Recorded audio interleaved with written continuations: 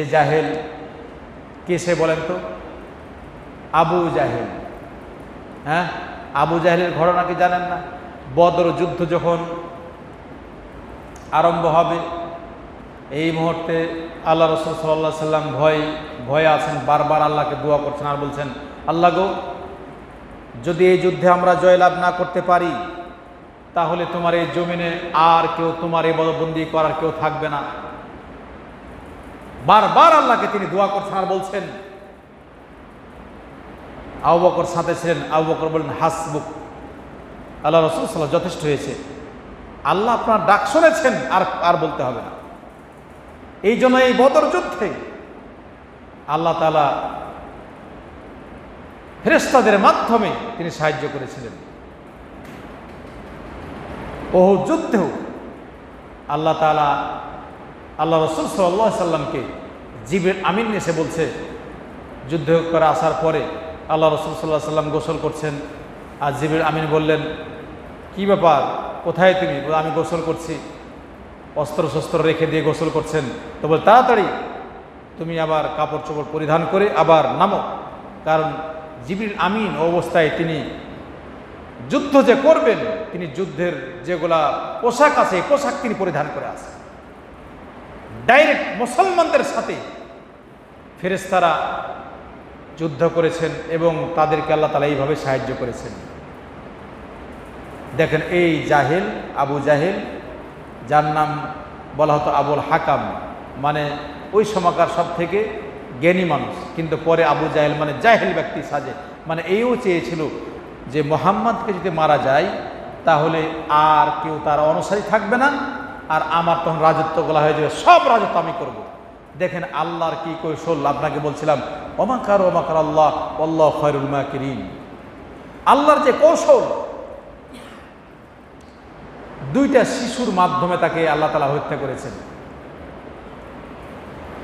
Muadh ইবনে আফরা আর মুআওয়াদা ইবনে আফরা, আফরা দুই সন্তান, Muadh আর মুআব্বিদা। এরা গিয়ে আব্দুর রহমান বিন আউফ, বদর যুদ্ধের প্রান্তে আব্দুর রহমান বিন আউফ তিনি ছিলেন। এই দুই শিশু গেলেন, এগুলা সব বুখারীর হাদিস, আমি ব্যক্তিগত কিছু বলছি না। কিতাবুল মাগাজি, ইমাম বুখারী রাহিমাহুল্লাহ দ্বিতীয় খণ্ডে আপনি দেখবেন কিতাব আল মাগাজি, যুদ্ধর এই খণ্ডটাতে এখানে সুন্দর করে হাদিসগুলো উল্লেখ করা হয়েছে। মুআব্বিদা আর মুআব্বিদ, এই দুই ইবনে আফরা, তার বাবার নাম আফরা, এই আফরা দুই সন্তান আব্দুর রহমানকে বলছে, চাচা যান আবু জাহেলটাকে একটু দেখিয়ে দিবেন। তো তিনি ভয় করলেন, এরে ছোট বাচ্চারা কি করবে আবু জাহেলে।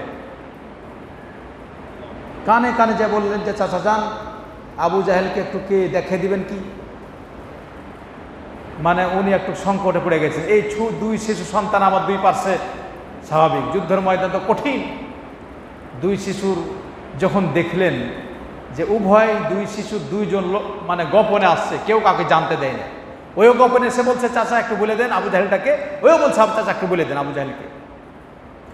ওদের এই চেতনা নিয়ে কথা বলার কারণে দুই শিশুকে দেখাই দিলেন ওই যে আবু জাহেল। তাদের এই আবু জাহেলকে যে মারবে, কারণ আল্লাহ রাসূল সাল্লাল্লাহু আলাইহি ওয়াসাল্লাম যেমন কষ্ট দিয়েছে, সাহাবাদেরকে কষ্ট দিয়েছে, আর তার মনে প্রাণে ছিল যে রাসূলকে মারতে হবে, হত্যা করতে হবে, এই জন্য এই মূলত এই জিহাদ ছিল তার।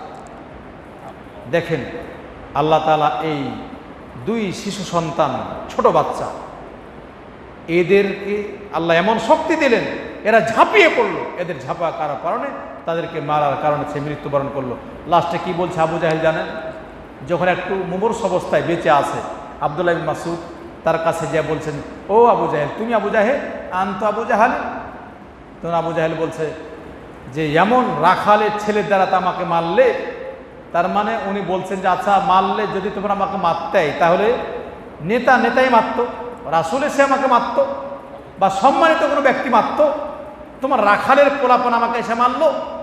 এইভাবে তার ভাষাটা যেন হাদিসের ভাষা, বুঝেন নাই? যে আক্কার কতালানি আক্কারুন, আক্কার মানে যারা কৃষকের পোলাপান, বলছে কৃষকের পোলাপান আমাকে মারলো, মানে তার ভাষাটা যেন এরকম। তাহলে দেখেন যে আল্লাহ তাআলার হেকমতের বাইরে আল্লাহ তাআলার সাথে কেউ যদি মনে করেন যে দিন ইসলামের বিরুদ্ধে আপনি লড়াই করবেন, আপনার পলায়ন করার কোনো এখতিয়ার নেই। আল্লাহ আপনাকে এমনিতে